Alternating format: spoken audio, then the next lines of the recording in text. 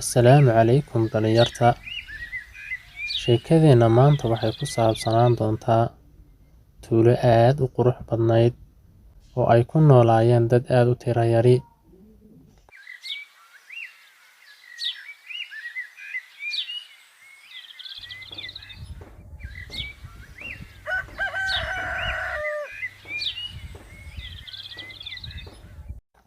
Tuuladu aad ayay u quruxsanayd. Waxay ahayd tuulo bilic leh oo aad u qurux badan. Dadku waxay ahaayeen dad aad u fiican. Dhammaantood waxay ahaayeen dad Ilaahay ku xidhan oo xadhigga Ilaahay haysta. Waxay ahaayeen dad tayo sare leh. Waxay ahaayeen dad wanaagsan oo cibaadada Rabbi si fiican u guda. Waxayna ku noolaayeen tuulo aad u qurux badan.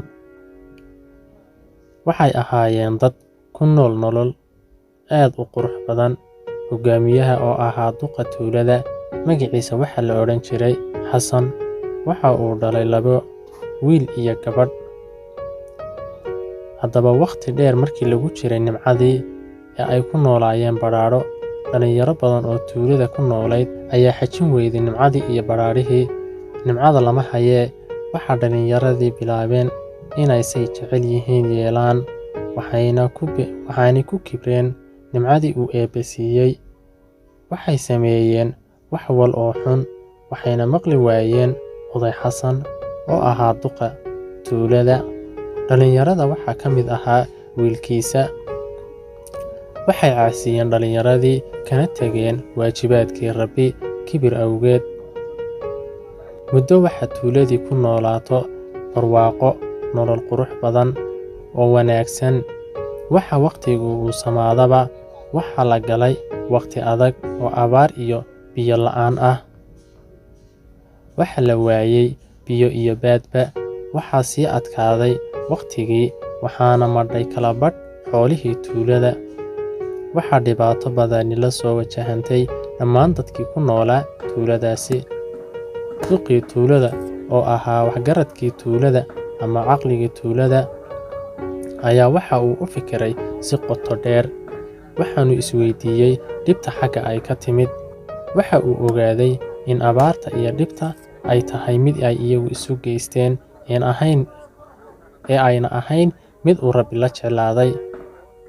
Waxa uu isugu yeedhay maalin maalmaha ka mid ah dhammaan dadkii ku noolaa tuulada. Waxa aanu ku yidhi, dhibta Alle inalama jeclaanine, innaga ayaa isu geysanay. Waxaana sababay dhereggii uu Rabbi ina siiyey iyo nimcadii faraha badnayd ee Rabbi inagu deeqay aan muddada dheer soo haysanay. Dadka dhammaantood ma wada kibrin, laakiin dadkeenna qaar ka mida ayaa dhibaatadan geystay. Gaar ahaan dhalinyarteenna ayaa waxay ku dhacday qafle iyo xumaan. Waxayna ka dheeraadeen Rabbigeen. Dhibaatada ay geysteen dhalinyarteenna iyo dunuubaha ay ku dhaceen darteed ayaa waxaanoo abaara iyo dhiba ay u dhacayaane. Maanta laga bilaabo waxaan idin siinayaa talo.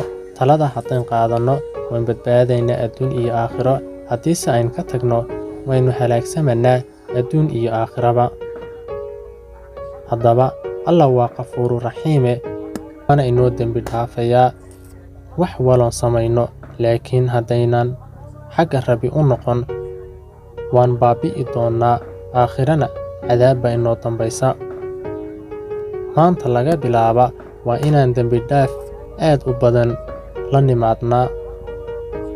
Dhalinyarada waxaa laga rabaa inay Rabbigood u soo noqdaan, tukadaan salaada, oogaan wixii uu Rabbi sameeye yidhi, oo ay dembi dhaaf fara badan la yimaadaan. Innagana sidaasi la mida waa inaan dhammaanteen towba keennaa oo aan Alle weydiisanaa dembi dhaaf. Rabbi wuxuu yidhi, waxaad iga kasbato unbaad iga helaysaa. Taa micnaheedu waxay ka turjuman tahay in haddii aynu Rabbi u laabanno ama aynu noqonno dad towba keena, aynu abaaraha iyo dhibaatada ka bixi doonno. Dadkii tuulada waxa uu odaygu u sheegay kuna adkeeyey inay dhammaantood Rabbigood u soo laabtaan, dhalinyaro iyo waayeelba. Dhammaan dadkii ku noolaa tuulada arrinka way ku raaceen. Wayna qaateen taladii duqa tuulada. Waxayna u towba keeneen Ilaahay.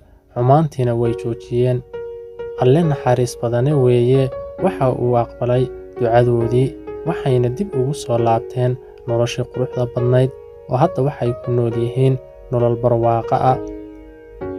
Dulucda sheekada: alle waxaad ka kasbato ayuunbaad leedahay. Hana kibrin inta aad nimcada haysato noqo mid mahadnaqa oo Allihiis u mahadnaqa.